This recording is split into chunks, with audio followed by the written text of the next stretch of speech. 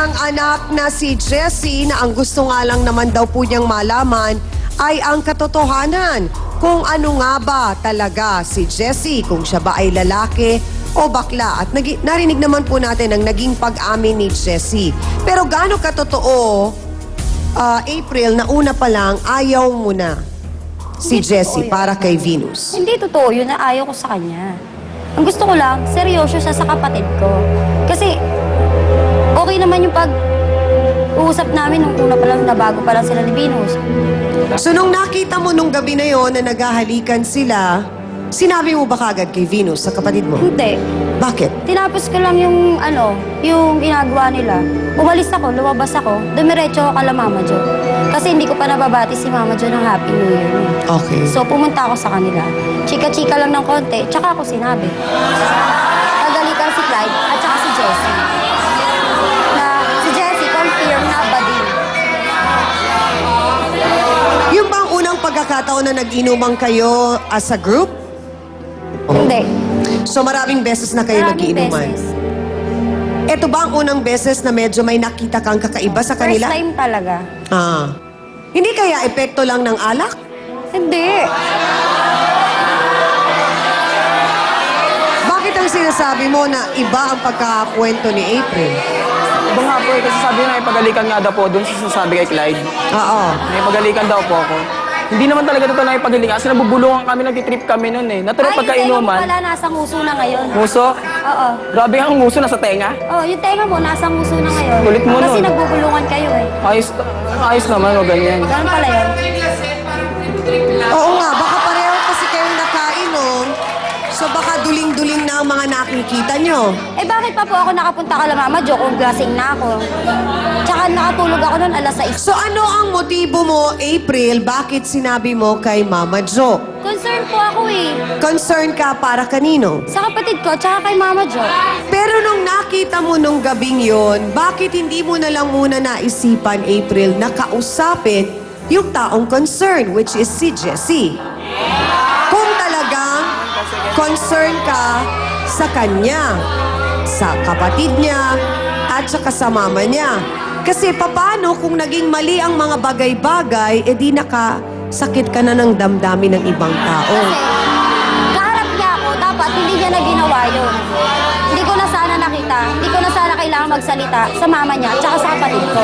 Kasi yung dibdib ko, iba na yung galit na eh. Kapatid ko yun niloloko niya. Galit na. Anong naging reaksyon ni Venus nung sinabi mo? Nagalit ba? Hindi naman po siya nagalit, bigla, umiyak. Eh, ang una niyang ginawa. Sinabi mo nga kasi. So tanggap na ni Venus na ganun yun? Hindi, ang gusto nga ng kapatid ko, makausap si Jessie. Pero si Jessie, hindi nakikipag-usap. Yunaan mo na nga kasi, di ba? Sinabihan na po na si Venus. Sinabihan na si Venus yung abot nga doon sa nangyari. Paano hindi iwasakin si Venus? Para sagutin po ang mga aligasyon laban sa kanila ni Jessie at upang patunayan kung gaano nga ba katsismosa di umano si April.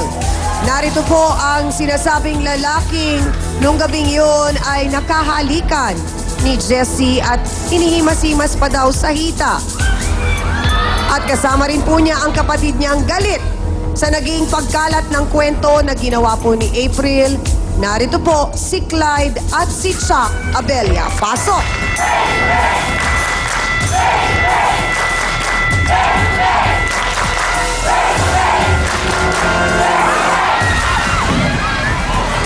Dumating ka lang sa amin! Dumating ka lang sa lugar namin! Nay, sandali po! Dumating ka lang! Nagalit sila kami dalawa ni Jessie! Hindi naman ganyan ang anak ko! Dumating ka lang! Tama na. Dumating ka lang sa lugar namin! Diretsahang tanong, Clyde. Totoo ba ang nakita ni April nung gabi? Wala naman po, hindi naman po totoo yun eh. Napaka-chismosa lang po niyan eh. Dami na po nasirang pamilya niyan doon. Wala nangyaring ganun. Talaga. Bakit? Ano ba ang iba pang chismis na kinalat ni April doon? Ito po, kapatid ko, nasira po yung pamilya niya dahil dyan sa babae na yan. Kasi asawa niya.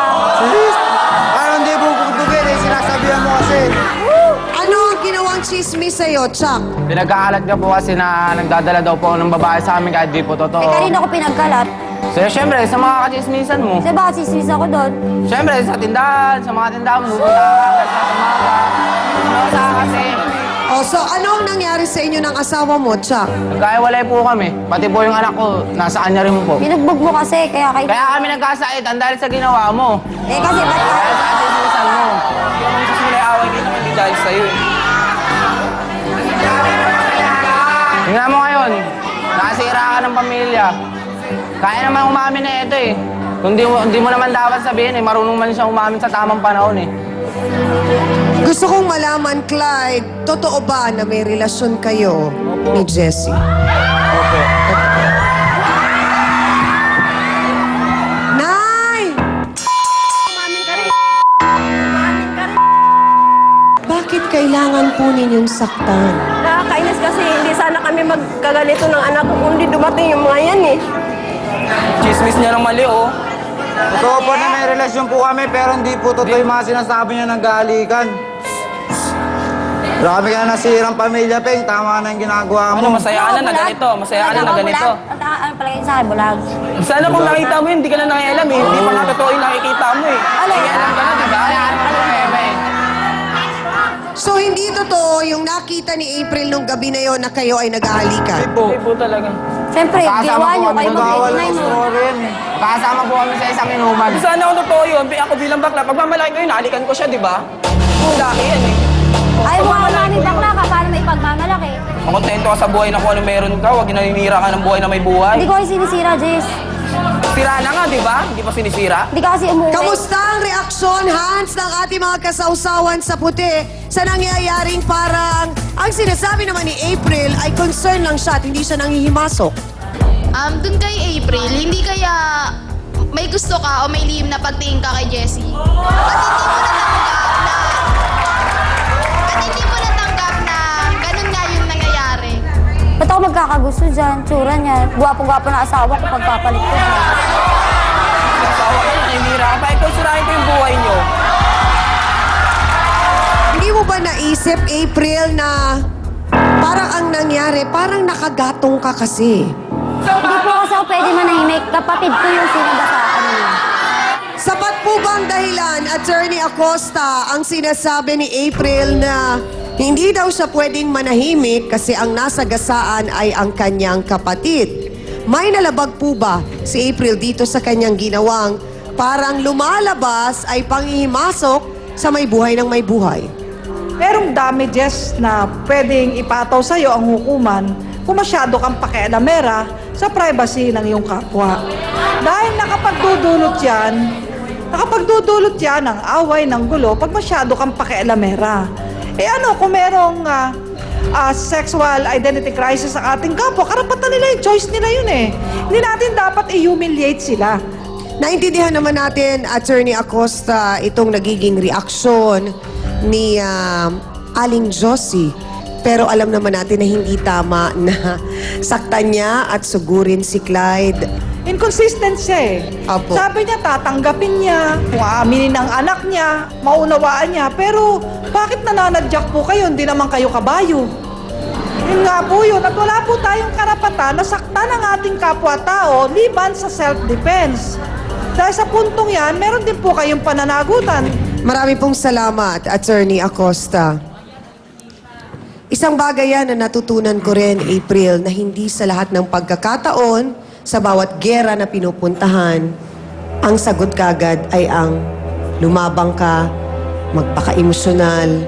Naunawaan namin, ikaw bilang kapatid, apektado ka dahil ang karelasyon ni Jessie ay kapatid mo. Wala kasing gala. Kaharap ako, makikipagalitan sa ibang tao. Bastos kasi.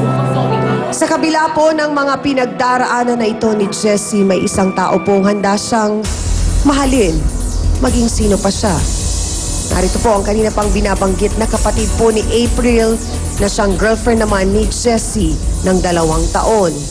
Ano nga kaya ang naging reaksyon niya nang malaman niya ang tunay na pagkatao ng kanyang nobyo? Narito po, si Venus Ventura. Pasok!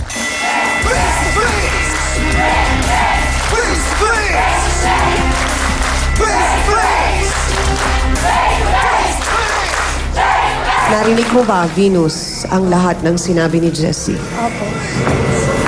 Para sa akin po, hindi ko pa rin po talaga tanggap. Kasi po, sa loob ng 2 years na pagsasama namin, hindi ko siya nakitaan ng butas para maging ganyan siya. Tapos simula nang dumating yung magkapatid na yan, doon na siya nagbago sa akin. Hindi na siya nagte-text. Kung hindi ko pa siya i-text, hindi siya magre-reply sa akin. Ang lahat po ng sama ng loob at buong kwento po ng pag-ibigan ni na Jessie at Venus, sabay-sabay po nating tunghayan sa pagbabalik po ng Face to Face. Diretsahang tanong, Venus, mahal mo pa si Jessie? Hindi ko lang po siya mahal. Mahal na mahal na mahal ko. Diretsahang tanong, Jessie, hindi mo na mahal si Venus? Hindi na po talaga. Si Clyde ba ang dahilan? Miss Amy Perez would like to thank the